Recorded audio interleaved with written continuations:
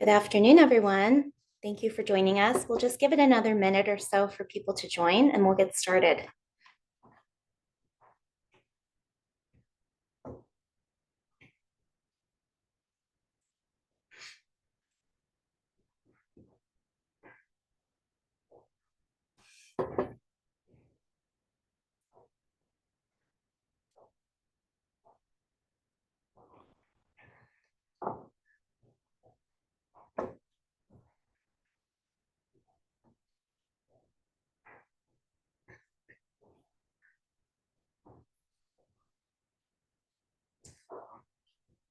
Okay. Well, I think we'll get started and we'll let people continue to join. But thank you all for joining us today for the Give Yourself Credit Power Hour workshop. This is a popular one. We like to do this at least once a year, and we always will update it according to what's going on or changes that have happened to anything that's relevant to our presentation. But we really like this one because people can feel free to ask their questions in real time, and we're able to help with that. But we're also able to take questions that might be a little more complex and turn those into opportunities for one-on-one coaching sessions for you to get really granular about improving your credit, building your credit, or whatever topics are top of mind for you when it comes to your credit score. So with that said, we'll go ahead and get started. So my name is Kimberly. I am a coach at Questus. I am an accredited financial counselor, and I will be your workshop lead today. And joining me is Bryant, and he will be doing our slides for us and kind of manning the questions. But if you're sending questions, I may not get to them till the end. So just know that, but we will be looking at those and making sure we're answering them. And also just a note that if you want to send questions in the Q&A feature, you can make those anonymous, but also no one will see those if you ask in the Q&A feature. If you ask in the chat, then everyone will be able to see that. So if you want to ask a question, just keep that in mind as far as your preferences go. So today's agenda is going to be pretty straightforward. We're going to be talking about ways to improve your credit score, understanding your FICO score, which we will talk about what that is, and DIY credit repair. This is something I do with clients a lot. I think some of my fellow coaches also do this, where maybe we're working on trying to improve our credit and we don't really know where to start. Well, there are ways that we as coaches can help you do that and show you how to do that so you feel empowered to be able to take those steps yourself. So we're going to review that. And just FYI, we linked it on this slide and I'm going to link it again, but we do have a sample dispute letter that when we get to the part where we talk about DIY credit repair, we'll talk about what that looks like and why you would do that, in what circumstances that would come up, and we'll review that a little bit in more detail. Okay. So I initially had wanted this to be a poll, but I realize now that it might be helpful for people if you're interested in sharing. What are you most interested in learning about in today's workshop? A couple of the options might be repairing your credit report, building or increasing your score, maybe both. You may want to not share this, but these are things to think about when you're thinking about what you want to get out of this workshop. We're going to talk about both of those things, but if we don't get to a topic you wanted to talk about, please feel free to send a question in the Q&A or in the chat, and I'll make sure that we cover it. But the purpose of our workshop really is to make sure we're providing information that you can walk away with actionable steps to feel like you're equipped to take control of your credit score and to feel like you know what it even means and what is contributing to it and how to improve it. Okay, so with that said, we'll go on to talking about what our credit score is and how it's determined. We're going to show this graph or this visual to you a couple times, but this we're just going to review kind of briefly before we go into a little bit more depth going forward. So a credit score and how it's determined. So it's based on three credits. So there are three credit bureaus. There's TransUnion, Equifax, and Experian, and they all are generating credit reports based on what is reported to them by your lenders. And there are actually many different kinds of credit scores. There's various types that look at different parts of your score and use different calculations to determine what your score is. But generally speaking, the five categories that credit scores are going to reflect are going to be your payment history, which is the largest percentage. That's 35% of your score. Your payment history is going to make up your on-time payments. If you make a late payment, that's going to ding the payment history score, but it's also going to look at years of credit history, of payment history. So going as far back as you have a credit score in the first place is how long those payments will be there, but they impact your score for about 7 years. So, and that's negative payment history. Positive payment history will be there for 10 years. So positive payment history can make a really big impact on your score. And that's something to keep in mind when you're thinking about the elements of improving it or maintaining it. The second is amounts owed. So this is also called credit utilization. It's amounts owed relative to the limits that you have available. So generally speaking, lenders who are evaluating you for new credit are going to look at how much credit you have available and how much of that you're utilizing. So that'll be your credit utilization ratio. And they like to see it below 30% generally. That shows that if you have a lot of available credit that isn't being utilized, that could be, you're not using all that is available to you. So it shows a little bit about your risk as a lender, as a borrower, for lenders to be able to evaluate why you might be needing more credit, or how leveraged you are to begin with. This is 30% of your score as well. So it's kind of easy to remember that it's 30% of your score, but also lenders want to see less than 30% utilization. So length of your credit history is the next big one. It's slightly smaller. It's 15% of your score. And this is just how long you've had a credit card open or a loan, different kinds of loans that you might have on your credit report, how long you've had them, to show this person has had credit for 10, 20, 30 years. And this is kind of their history. And we can look and say for however long they've had it, they have been a credit-worthy borrower.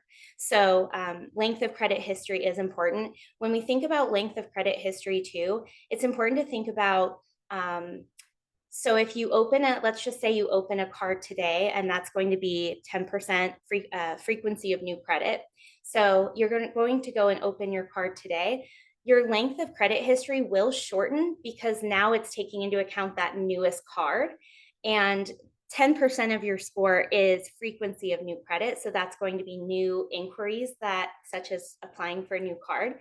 But it doesn't necessarily hurt your credit score to have a shorter length. It can affect it, but the point is that our credit scores are very dynamic and they change as our history increases, as we open new cards, as we pay off, let's say, mortgages or loans.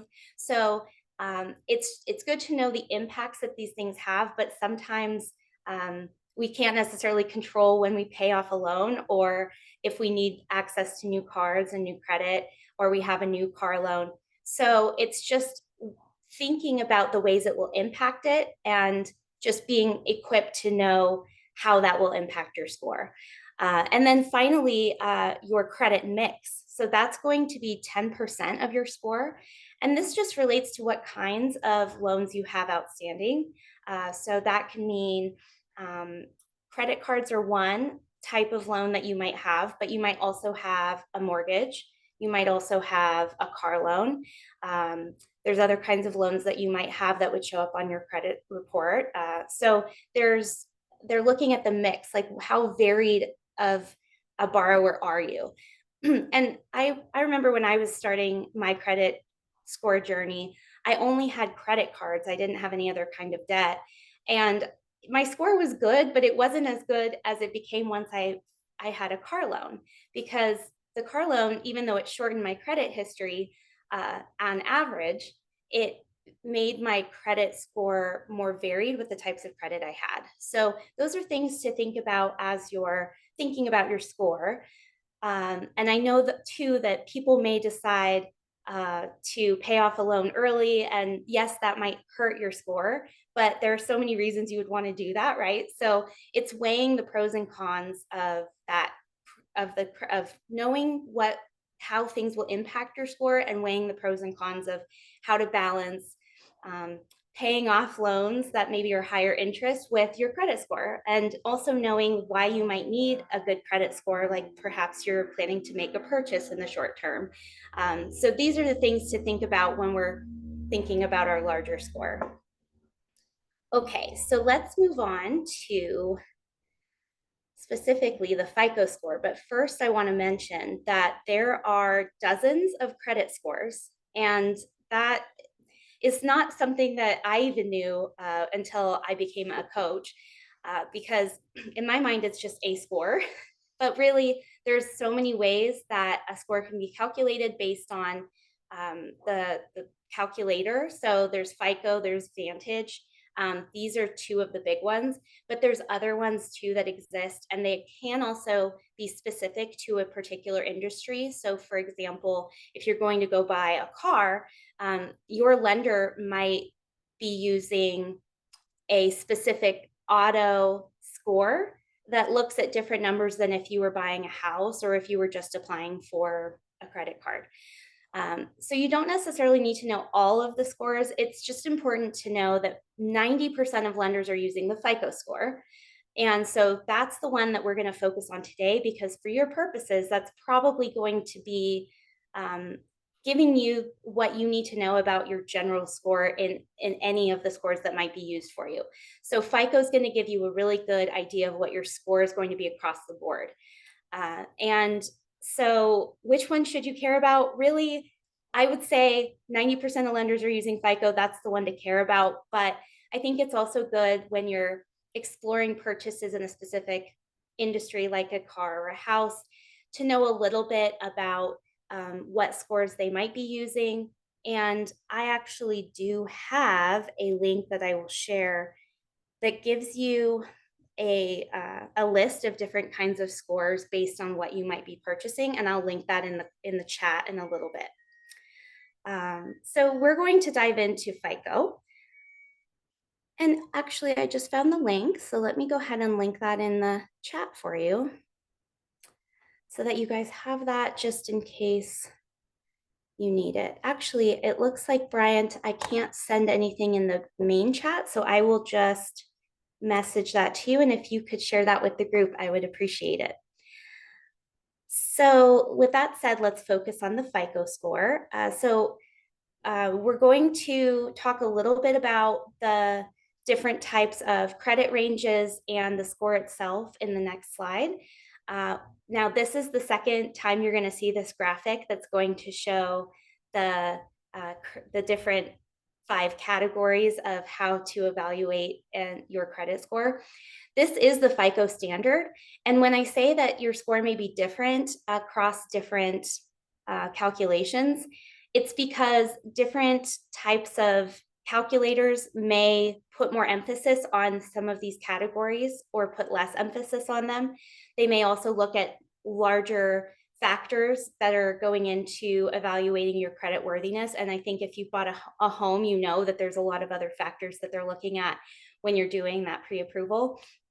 But for our purposes today, I think it's a really good rule of thumb to consider these as the percentages for these categories, because it shows just how important the payment history and your amount of debt or credit utilization, how big of a role those play in your score. The other thing that I have here as a graphic is an idea of what the rankings are for your score from 300 to 850.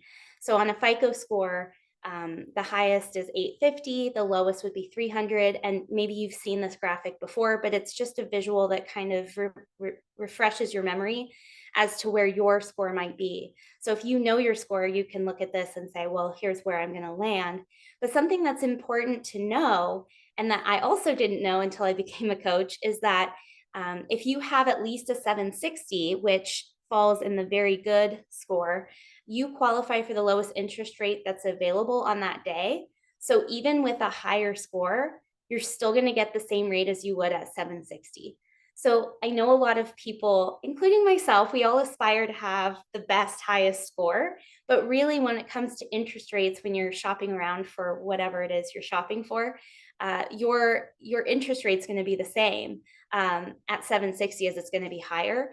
And that's assuming a FICO score is being used. So being in that very good and excellent category is, of course, what we all want, but it's okay to just be in that very good category. And you can feel rest assured that you're getting a really good rate on whatever it is you're applying for. A couple statistics too that I thought would be interesting to share. So according to Experian, about 23% of Americans, that's almost a fourth, have 800 or higher as a credit score, and 25%, which is a quarter, have a score from 740 to 799. So I just thought that was an interesting statistic. And also keeping in mind that our credit scores can fluctuate so fast, so easily, especially if we make a late payment, or if we all of a sudden make a big purchase on our card, or we open a new card, or we have a new loan. But the impact is temporary. It's always going to be temporary. So even if something is negatively impacting your score, there are ways to fix that and improve that. We're going to talk about that later in our workshop. But there's a couple more statistics I thought were interesting to share. So the first is that the average credit score by generation as of this year, as of March 2024, the credit scores for Gen Z, that would be 18 to 27, are going to be 665.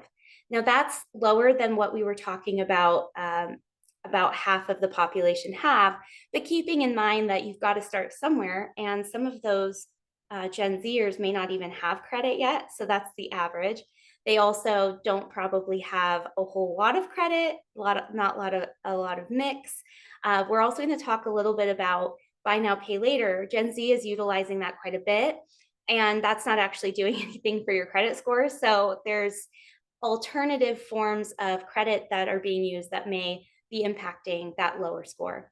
Millennials are at 687. So millennials are aged 28 to 43 or so. So they have a slightly higher credit score. Gen X has, and that's 44 to 59, is 710. Baby boomers are 746. And the silent generation, which is 79 to beyond, well, I guess not beyond, but to 96, is 750. So that reflects a lot of what we would expect when we look at how important payment history and length of credit history is. The older you are, the longer you've had credit, the longer your history is. And while that doesn't guarantee that your score will be in that 750 or higher range, it does mean that you've had all this time to get this history started and to improve it, maybe to have some dings here or there, but generally the longer it's there, the better it'll be, so long as you're working toward improving your score and paying on time, and keeping your length of credit history as long as possible. So yeah, I thought those were interesting statistics to share. Okay, so next we'll talk about what can hurt your score in each category. And we talked a little bit about this already, but just to talk a little bit more about the things that you might have considered or not considered about what's hurting your score. So not having a credit history, of course, means that you're starting off from the beginning and you just don't have anything for lenders to go off of. That's not necessarily a problem. It just means that you are going to start from the ground up and build it up. So that can hurt your score. Obviously, if you don't have any credit cards or loans, then you don't have a credit history length either. So immediately once you have that, you're going to start that period of time. But it's still going to be low, because if you have only had credit for like a month, then that's not going to be great for your that portion of your credit score. So again, it's all about time in having a lot of time to your credit history. The second is making even one late payment. It can impact your score to make a late payment. It will impact your score. However, there's a lot of, so often when you're working with, let's say, a credit card or a utility or your mortgage lender, you can have conversations with them before you're going to make a late payment, or you're going to make a late payment and you're going to pay the fee. And there's ways that you can mitigate the risk of that getting reported by communicating with the lender that you're potentially going to have that late payment with, to figure out if there's a way that you can still make a payment without it being reported either late or with a fee attached. And that there are some ways that you can get ahead of that if you think that that's going to be a risk. Now, having said that, making a late payment, it will impact your score, but it doesn't have to be the end of the world for your credit score either, because it will hurt it, but as long as you are continuing to make payments on time after that, then the more time that passes, the less that will impact your score. So if you're knowing that you're going to need your score to be good for a purchase that's coming up, or you want it to be at a certain number because you know that you're going to need to apply for more credit, you'll want to be more cognizant of, if you're going to have late payments, how to get ahead of that by connecting with that lender first. Because part of the credit reporting process is that the lender or the entity that you're paying to and that they're reporting to credit bureaus, they have to report it to the bureaus for it to show up on your report. And so we'll talk about this a little bit, but some lenders don't report to credit bureaus at all. Some do, and the timing can be different. So these are all things to think about when you're thinking, well, I'm really strapped this month. I don't think I'm going to make that payment. How can I get ahead of this for the benefit of my score? So that is something too that coaches can help with, as far as looking at what's going on and trying to help figure out a plan for you as far as your spending plan, to make sure that the payments you really want to make that are important, those get paid, and that we kind of shuffle things around. So that's something coaches definitely can help you with. If you would like to schedule a session, if that's you, please feel free to schedule a session with one of us. So closing a card.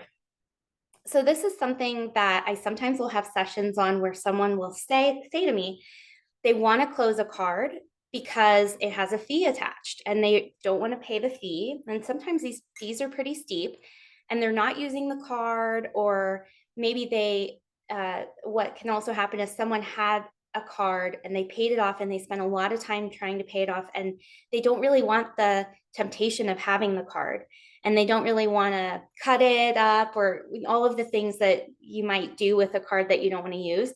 One of the issues, though, is if you don't use a card for long enough, it may get closed by the lender forcefully, and it's not a you're closing it on good terms, but it's still closing. It's shortening your credit history.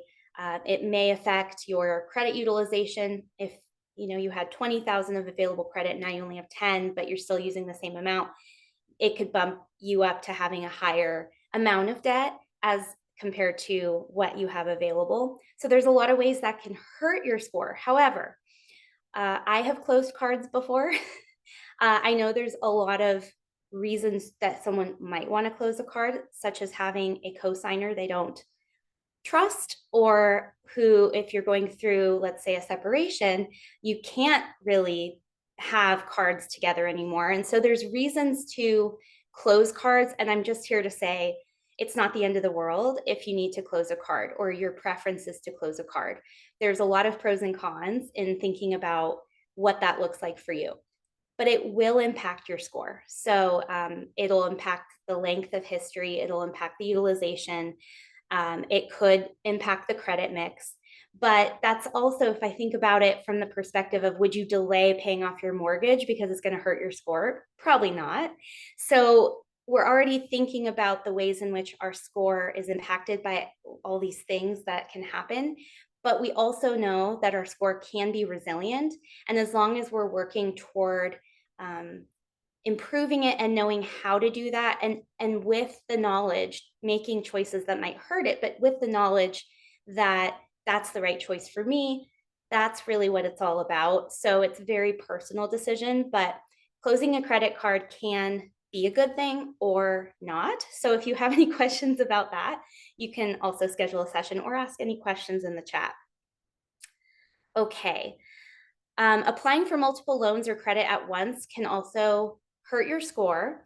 I say with caveats here because if you're in the process of buying a home or buying a car and shopping around for loans, all of the inquiries that you may do within 14 to 49 days or so, it just depends, but all of the inquiries that you're going to make in that small amount of time for that kind of loan will be grouped into one hard inquiry on your report.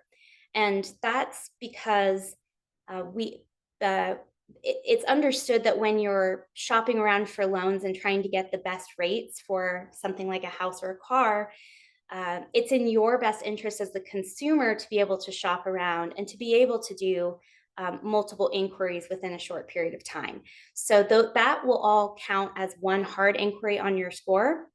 And that, again, that's 10% of your score, and it's going to make a hit, but it's really small. I've seen it on my score before, and I feel like it was between 5 or 10 points. It's very variable, but it was not a huge hit.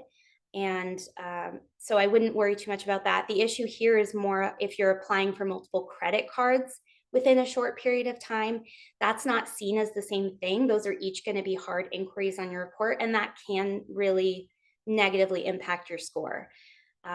So once you open a new card, your score won't be impacted because now your length of credit history has shortened.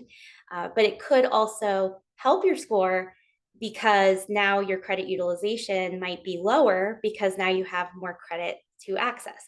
So there's a lot of, again, it can impact a lot of these different categories of your score in different ways. But the way I look at it is the reason you have good credit is so that you can get new credit and have access to affordable credit at good terms. So if you're opening a new card and you needed that card for whatever reason, that was why your score was where you wanted it to be in the first place. So having it ding is not as big of a deal unless you're also in the process of buying a house or a car, in which case you might not want to open a credit card right before that. So again, if I'm talking about anything that is resonating or you have more questions on, please feel free to reach out. Okay, so using your credit less for an extended period. This just means that you're not really using your cards anymore. And so these, or whatever kind of loans you have. And so your lender is not reporting to the credit bureaus because there's nothing happening. I wouldn't say this is a thing to worry about with your score. It's probably a good thing. But what it can mean is that your lender may decide to close your card or close your loan because you're not using it. And that can hurt your score. But again, maybe that's okay with you. So that's something to consider though. And then we did say hard inquiries. So the difference between a hard and a soft inquiry on your credit score is that the hard pull is going to occur, as we mentioned, when you're shopping around for a new loan or you're applying for a new card. It will lower your score somewhat. Soft pull is when someone is checking your credit either for pre-approval, employment, or other purposes, and it does not affect your score, but you will see it on your report, but it's not going to impact your score. So those are the differences between a hard and a soft. Really, if you think about a hard inquiry, it's you're applying for more credit. A soft inquiry is you're not necessarily applying for credit. Maybe someone just wants to do a credit check on you for you're trying to rent a place or employment. It can also be when someone is just checking to maybe see if they want to give you a lower rate. It's already a lender you have, and you called them and said, I'd like a lower rate, and they're checking to see if they want to do that. That would be a soft inquiry. Okay. So the next portion of our presentation is going to be some activities that don't improve your credit score and could hurt it. And I wanted to mention this because these are lending types that I see in my coaching sessions. And I think too that there's some misunderstanding about how these impact your score or don't impact your score. So I want to just briefly touch on these different types of credit that are a little maybe less standard than the ones we're talking about. So there's buy now, pay later, which I did mention earlier. Buy now, pay later is probably something you've seen if you've shopped online, where it'll have a little thing under where the price is that says this could cost you $20 over 4 weeks or whatever it is. And you click on it and you're paying through that lender. And then you're paying in equal portions until it's paid off. Generally, there's not interest on these. There can be, but usually there isn't. They're paid in equal portions. And one of the challenges here is that if you have a lot of buy now, pay later that you're using, they can all be due at different times and it can get a little confusing. But what's even harder to track here is that they aren't generally reported to credit bureaus. They are not required to at this point. So, pros and cons there. The pro would be that if you don't have a lot of access to credit or you don't have a credit history, then maybe this is appealing to you because it's easy access to credit in a way. It's kind of like layover or not layover, layaway. There we go, layaway. But you get the good now. So it's appealing in the sense that it does allow you to circumvent credit, but it is itself credit. And if you were to not pay or you stopped paying, they can send that to collections and collections will report that to a credit bureau. So these are things that people should know about buy now, pay later. And there's a lot of legislation that's being kind of circulating around buy now, pay later. Nothing's really happened that I've seen at least. So we'll see if next year I'm saying something different about buy now, pay later. But it doesn't give you the benefit of being added to your credit report to improve your score. So it's the pros and cons are there, and I think that it can be used for certain things, and might make sense for certain people. But it's just something to know. It can hurt your score if you don't pay, and they send that to collections. Title, payday, cash advance, pawn shop loans, these kinds of loans that are non-standard, generally very high interest. These, again, they're not, because they're outside of kind of normal lending, they aren't reported to credit bureaus generally. However, again, if anything were ever sent to collections, then that will be reported to a credit bureau. But the other issue with these kinds of loans is that they're so high interest and they sometimes will utilize they can be secured loans.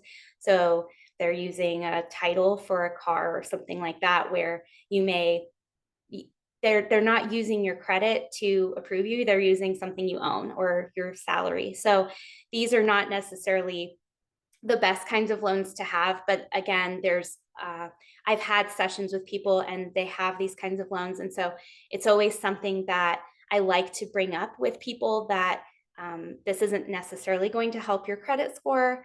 It could hurt your score. And let's see if we can find ways to, get these paid off or have more kind of standard credit or loans by improving your score and building it. And then some other types of secured loans, just kind of nebulous term for loans that are using collateral instead of your credit to find you credit worthy. So payments made that don't report to credit bureaus. So I added this because I'm thinking of rent payments. Sometimes we'll have rent payments that are being paid, but our landlord doesn't report those to a credit bureau. So when we're paying on time for a really long time, we're not benefiting in ways that we would if we had a mortgage payment that is getting reported. Now, landlords can report to credit bureaus, and sometimes it's as easy as asking them to do that. And then now you're showing this really good history of credit payment and credit worthiness, and it's showing up on your score. There's other types of lenders that also may not necessarily report to credit bureaus that could, or that you could ask if they do. One of those things would be if you had an installment loan for a cell phone or an electronic. Sometimes those are reported, sometimes they're not, but they could potentially be reported if you wanted them to be. So these are conversations to have with the lenders, and also just to keep in mind as you're navigating the different types of credit mechanisms you could have. Okay. So now we're going to talk about ways to improve your score. There are a lot of ways. We did talk about the mechanisms of how different types of things are going to impact your score as far as length of history, utilization, et cetera. So those are ways that you can improve your score by keeping those in mind. But there's also other things to do that can help. So the first one is something called Experian Boost. This is something that it's a free product. It lets you get credit for on-time utility, Netflix payments, subscriptions. There's a variety of types of payments that you're probably already making that you can use to help you build your credit if you're paying those on time and you feel confident that you're going to continue to do so. Keep in mind that if you start adding these to your credit report, that that can also hurt you if you stop making payments or something happens where you're unable to continue to make on-time payments. Now, Experian Boost is just going to be for your Experian credit report. And keep in mind there's 3 agencies. So Experian Boost is going to help your Experian report, and FICO is going to, so the issue might be here that 2 of your reports are going to not have it and 1 of them is, but your FICO score is going to take into account your full credit history and your full credit situation. So it will help your FICO, but it may not help all of your scores because, again, there's so many scores and the way that they're calculating is various. So, but I still think it's a really good way to start building your credit score, especially with Experian. If you're already making these payments and you feel confident you're going to pay them on time. And so there's a lot of different options here that you can include to boost your credit score with Experian. And it can help your credit if you're already paying these things on time. And if you have 1 active credit account, you can sign up. So you have to have at least a credit card, let's say, to be able to sign up. Ultra FICO is another one that it's a credit scoring model that is considering your personal bank account information, your credit history, like a more traditional credit score does. Ultra FICO is another one that's free. So you can go to their site, or you could just Google Ultra FICO and see what comes up. But it takes into account the frequency of your banking transactions, which is really cool. So it's kind of looking at your banking transactions as if they were credit transactions, as if it were something that is credit, because it's showing the your risk level and your credit worthiness, because it's kind of the same type of payments that you'd be making with a card. And it also looks at your history of positive balances in your bank account. So if that's you, then that could be a really good option for increasing your score with Ultra FICO. So you sign up on their page, and when you apply for credit, if a bank or lender denies your loan or credit card application, you can request that the lender uses Ultra FICO instead of your FICO score. So that's another really cool thing. So if you're thinking you need to apply for credit, or something is going to be coming up that you're going to want your score to be extra good for, then you can be working toward this Ultra FICO goal and including your banking transactions to sort of show your credit, I should say, your history with money, your history with payments. And then if you do get denied for something, you can ask them to use Ultra FICO instead of the regular FICO to calculate your score. So just to note here, I've mentioned these 2, but there are others that can do the same thing with each bureau. But just watch out, because some are not free and some want you to sign up for something. So if you're looking and finding something that sounds really good and then they want your credit card information or your bank card information, maybe don't do that one. If you ever are in doubt of what is actually a good thing to be trying and what is not, you can ask a coach. We can definitely help you vet that and also show you how to going forward vet those things for if they're fraudulent or not. And again, maybe they're not fraudulent, but they want your money. And I mean, you don't want to pay to have to do these things because like there's so many good free options out there. So it's a little scammy, I suppose. Okay, so next is going to be understanding the FICO score and its impact.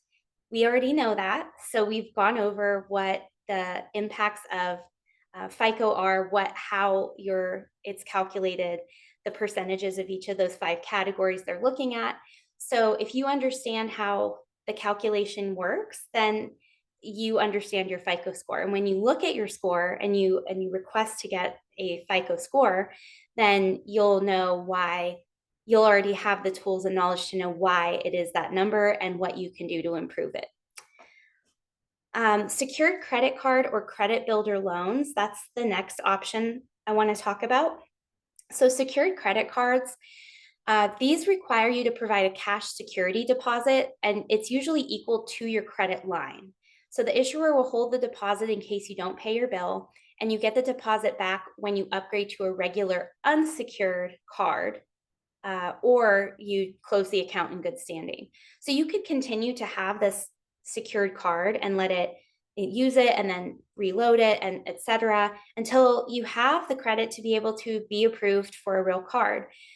So this is also, there are cards like this for kids that are under 18. So this can also be a really good option for helping your child to build credit or to understand how credit works in a secure way. So it can be a really good tool. A credit builder loan, this is where you make fixed payments to a lender and then get access to the loan amount at the end of the loan's term. I don't see these that often, the credit builder loan. And I know a little about them, but honestly, not a lot. So if this was something you were interested in or a question you had, I'm certainly happy to do some research on that and to help you navigate if that's right for you. So the next one is going to be, we have ride someone's coattail or become an authorized user. This can be a double-edged sword. So we did talk a little bit about why you might want to close an account if someone is an authorized user or a co-signer and they're not really trustworthy in your opinion. And that does happen, that can happen. But also it can be a really good thing if you are able to, if you do not have credit or your credit, you're working on building it to be a user on someone else's account, because that does help your credit too. And if you're using it correctly, then it benefits their credit. So as long as you're having a good conversation first about the pitfalls, trust, and having a conversation about being really transparent about your goals and what you can commit to, I think this can be a really good thing. It can also be really good if you're a child, you have a child and you want to help them before they can actually get credit to have to benefit from your good score. This can also be an option. So it's just something to think about and definitely talk about with your family or your friends, whoever it is that you're having this conversation with, and a coach, of course.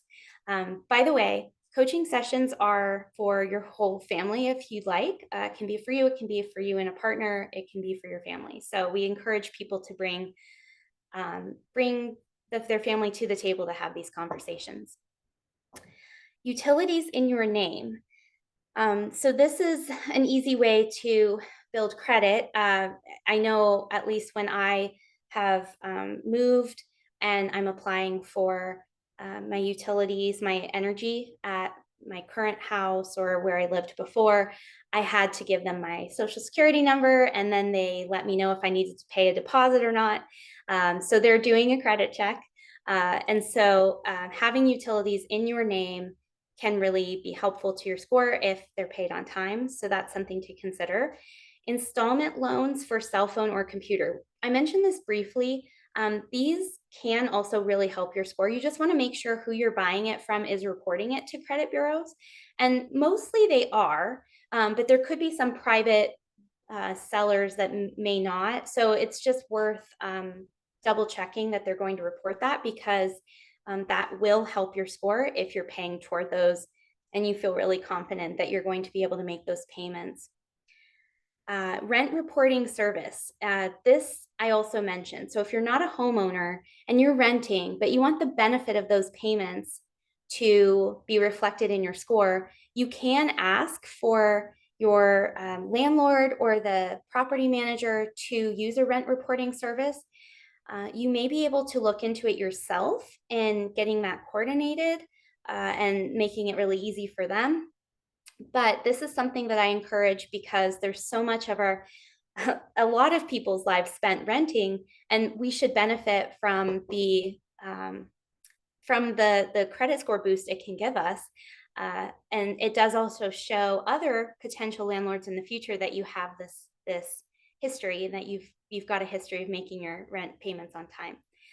And then lastly is removing incorrect information from your credit report. So we will discuss this shortly, because there's another slide that I want to go over where we're going to talk about what that looks like. But the information in your credit report is directly correlated to your score, and it's really important to check your credit reports once a year. There's actually a site that you can go to that I will link here once I find it, that I think it's annualcreditreport.com. And so the way that this works, that might not be it. I'll link it for you all. But you are entitled to one free credit report from each of the 3 bureaus once a year. So it's really good habit to check your credit report, given that you get one free from all 3 per year. Doing it once every 4 months for one of each of the bureaus can be really helpful. Then you're seeing consistency, like, does this report match this report? Why is this one different? Like, what is making this one look like not as good as this one? And then you can get granular about what's actually being reported. Sometimes there can be something that is misrepresented, an error. These things happen. And so catching that on your report and going to the credit bureau directly to let them know that, hey, this is a mistake, or this is an error, or I want to contest this, can be a good start. It can also, and we'll talk about this too, but it can also be that the lender reported it incorrectly to all 3 bureaus, let's say, and that's more of the lender issue that you would need to correct that with the lender. So we'll talk about that briefly in a moment. And yes, it is annualcreditreport.com. So I will link this, or I will ask Bryant to link this. And this is your legal right. So you don't need to pay for credit reports more than once a year. I'm sorry. If you want more than once a year for each, then you would have to pay for that, but you are legally entitled to one per year from each of the credit bureaus. Okay. So it's annualcreditreport.com. And Brian, if you could send that to the chat, that would be great. Okay.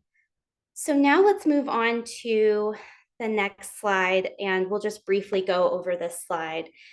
So who's looking at your credit report? A lot of people, not to say a lot of people, you're authorizing them for the most part, you're authorizing them. And you're authorizing them, for instance, if you have a credit card, you're authorizing them to do soft inquiries here and there. So no one is looking at your report unless you're authorizing them, either when you open the card or a loan, or when you are asking them to look at your credit report. But a lot of different people could be looking at it, and there's a lot of reasons why. And some of these may be obvious to you. Higher education, they may be looking at it for student loans, landlords, as we mentioned, collection agencies, of course, lenders. So some employers are going to look at your credit report. So just keeping in mind that it does have an impact, even if you're not actively trying to get credit. There would be reasons why you should still be monitoring your report, your score, knowing where you stand. So what are some steps you can take today? Let's talk about a couple of the things that I said we would. DIY credit repair. So DIY credit repair is where you are taking charge of improving your credit instead of paying someone else to do it or feeling like you need to go to some kind of consolidator.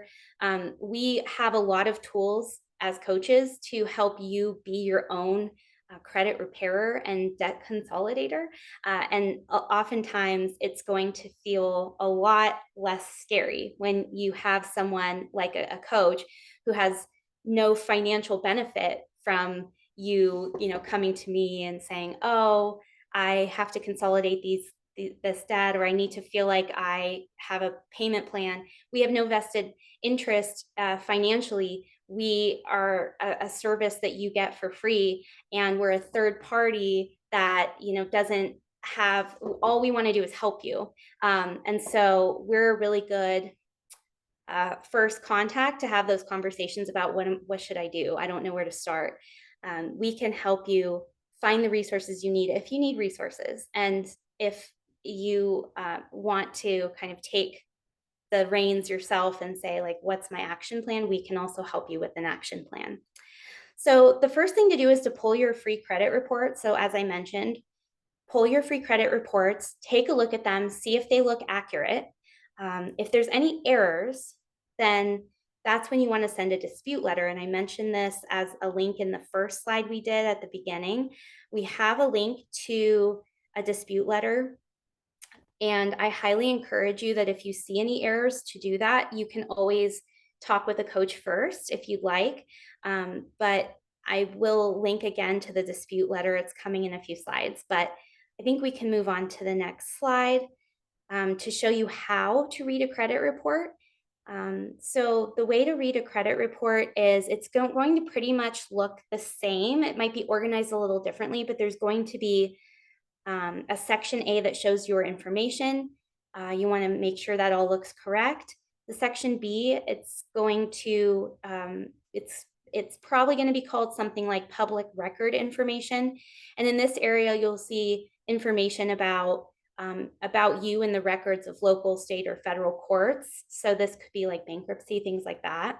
Section C is going to show collection agency account information if you have any collections. And if you fail to pay back one of your creditors, they may hire a collection agency to contact you. So this is a company that specializes in collecting money to pay off debts. So you might see that information there if it's relevant. Section D is going to show your credit history. And this is a list of all the places where you have credit or used to have credit. And these are called your accounts. And the credit history section is divided into 12 columns. So you can kind of see that in this version here.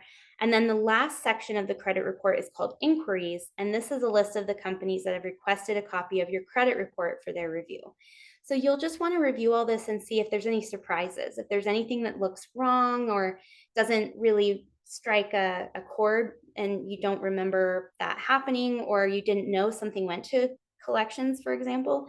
These are all things that you'll want to just circle or highlight and then review with your other reports, pull all of the reports to see which of them are having those same issues. If it's across the board, then it's the lender. If it's one or two, it could be the bureau. So it's just a matter of knowing what the errors are and how widespread they are, and then from there figuring out your action plan. So if you are trying to dispute something that you're seeing in your report with the bureau, then, and we'll just go to the next slide to show this. This is the QR code that has the sample dispute letter that I discussed. And you can use this to reach out to the bureau. You want to do everything in writing. You may want to consider doing it as certified mail, just so that there's a record that you inquired, that this is the letter you sent, and it's going to this lender, and you have a record of them receiving it. And I think this is a really good start. However, I think it can vary depending on your situation. And if you're not exactly sure what your next step should be, if you're finding errors, you can always ask a coach because we can kind of help you navigate what might be your best path forward. But this is the sample dispute letter to use if you're finding errors in a report at a bureau. You could also, if you're seeing the error at all three bureaus, send this to each bureau, but the issue will probably be with the lender. But I think it's a good start to at least let the bureaus know that, hey, I have an error or an issue and I need to remediate it. And so I want you to know that that's what I'm doing. And so that's a good first step. And again, please ask us if you have any questions on that. And then another thing that I would recommend, this is not necessarily DIY credit repair, but this is negotiating a lower rate with your credit cards. This is something that I think is a really good step to take if you're struggling to make your payments and you're concerned about that affecting your score. Is credit card companies are generally not going to lower your score for fun. You're going to have to request it. And there's really no harm, no foul doing this. Even if you're not having a problem paying your cards, you want a lower interest rate, you know you've got a big purchase coming up, you can negotiate a lower rate. You can call the credit card company when your score has improved or you have a great score and you know you have a big purchase, you've made your payments on time, you've had the card at least 6 months. When you're carrying and when you know you're going to be carrying a balance, I think this can be a really good step in just mitigating some of the issues you may encounter with making those payments in the future if you're seeing that there could be a potential issue. Oftentimes, credit lenders are going to want to work with you. They're going to at least evaluate your credit worthiness, looking at your score to see if you can get a lower rate. And I think that so long as you have met this criteria, I guess we need to move to the next slide. As long as you've met the criteria of having the card for 6 months, you made your payments on time, you're feeling pretty confident about your credit worthiness with that lender specifically, then just give them a call and see what they'll do. If they won't do it, they may tell you what you need to do to be able to assess that again, and then you know what needs to be done to get that lower rate. Okay, so I think now we'll move to a couple slides from the one that's on the screen. So this was the negotiating a lower rate. So this is not really an official poll, but what are some action steps that you could take as a result of today's workshop? Some options could be requesting a credit report, going to annualcreditreport.com, signing up for a credit tool like Experian Boost or Ultra FICO, applying for a secured credit card, asking to be an authorized user on someone's card and having a really good conversation about it first, making a plan to pay off a credit card, or scheduling a coaching session. Well, there's other things you could do too, but those are a couple. I know I have some Q&A, so I want to make sure I get to those. So it was TransUnion, Equifax, and Experian. Experian is the other credit bureau. Is there a large variance between the different scores? No. Well, it depends on what's large. So it can be somewhere between 10 to 20 points. I have not seen scores be so different than that. But again, I don't know all of the scores. So there are dozens of scores, so I'm not exactly sure what the variance could be between all of them. But for instance, when you're going to, let's say you're logging into a site and they're giving you your free score, that may be a lot different than the one that let's say you go to FICO and you want to see your FICO score. That could be a totally different score, but that can also depend on when it's pulled and what bureau they're looking at, because bureaus report at different times and lenders report at different times to the bureaus. So your score today with FICO could be totally different than your score tomorrow, depending on those factors. And that is just within the same score. Separate scores can be very varied based on those alone, plus the way that they're calculating those scores. So it can vary quite a bit, but knowing what your FICO score is a really good rule of thumb, because any of the other scores, because most of them are also FICO scores, they're all going to be calculating things slightly differently, but they're going to be using the same basic facts about you. So you wouldn't have to worry that would be like a drastically different score to the point where it would put you in a totally different category. I hope that kind of answers that question. Oh, great. Okay. So someone just purchased an RV and has 4 separate hard inquiries for each place that the business applied for the loan to get the best deal. This was not bundled into one hard inquiry. Hmm, that's interesting. It's possible. I would say my first question on this particular question, or my I have a question for you, would be when you were shopping around, were you going to lenders that are the same kind of lender that specifically does this kind of loan, or was it like a bank, and then maybe it was like someone that does auto loans? And I guess the reason I'm asking is because it's possible that it's not clear that those are all the same kind of lender and that you're trying to get the same kind of loan. Whereas with mortgages and auto loans, it's fairly obvious that what the lender is kind of up to, but it seems to me like it should be one hard inquiry, but it also depends. Okay, it also depends on the time frame you were doing these inquiries, because it's usually between 14 and 49 days would be, it could be one inquiry. I would say in your case, if you want to if you would like to schedule with me, or you can schedule with me and then I can email you. I think that your question could be something we could deep dive a little, if that's something you're comfortable with. Bryant, could you send in the chat? Could you send the link for booking with coaches? That's for everyone on this call too. And then this person can just reach out to me and we can talk about it. It probably wouldn't be too long of a conversation, but I think I just want to get a little more granular. Okay, so do I have any new questions? Okay, wonderful, wonderful. Okay, so with that said, let's move on. I think that really we're done. We're at the questions part, which you all are asking great questions. I see a hand raised.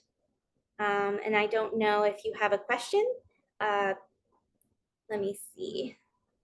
I don't see, but if you do, please feel free to ask in the Q&A or the chat. And I just want to also remind everyone that we have some great resources in the platform for helping you navigate credit scores.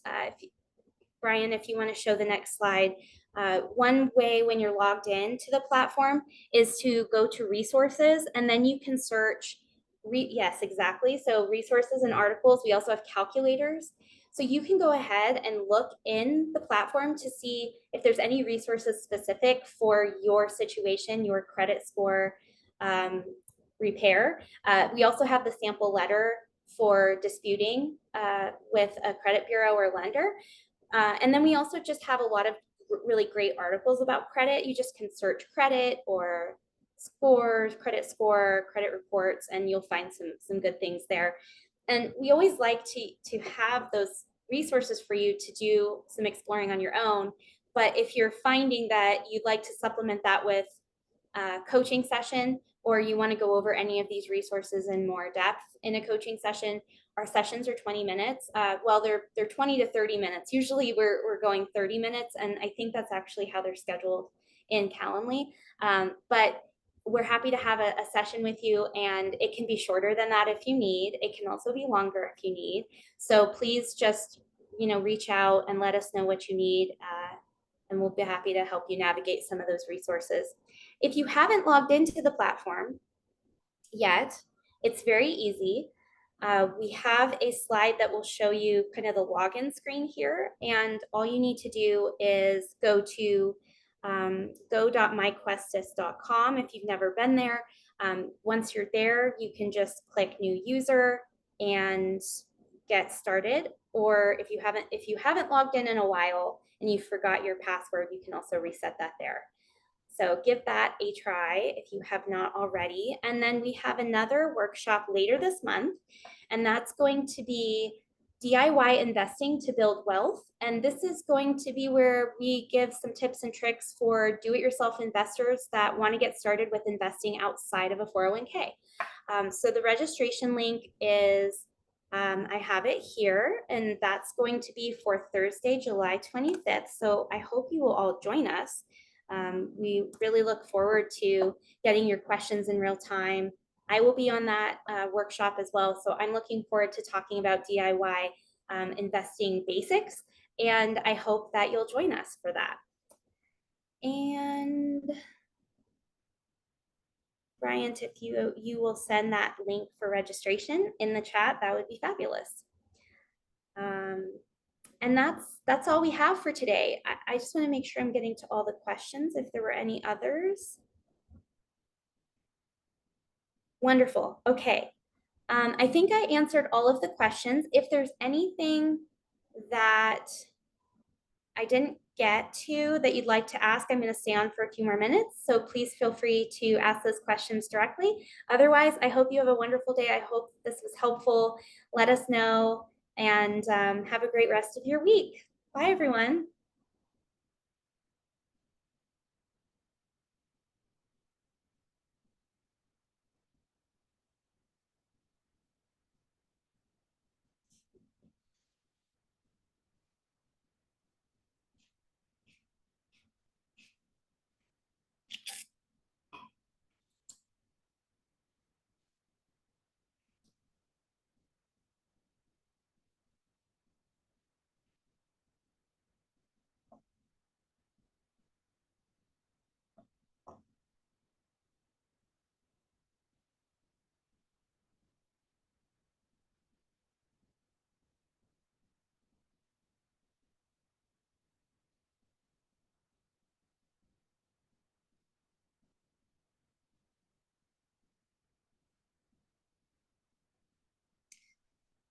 Okay, I see that someone would like to register for the next workshop, and I don't think that Bryant linked this, and I'm unable to here. Actually, let me send the link directly to you, and you can feel free to register for that.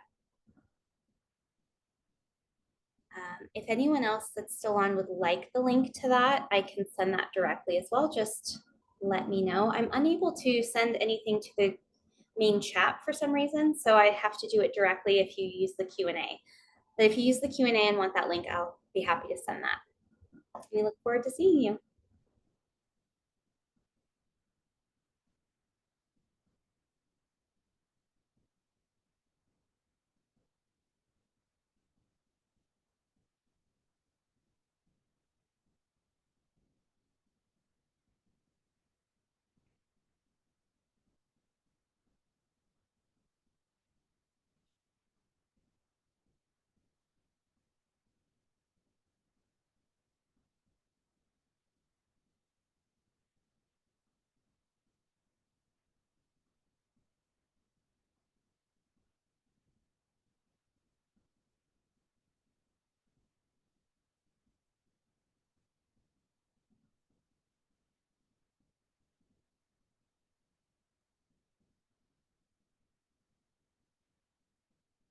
Okay, thank you all. Have a great rest of your day.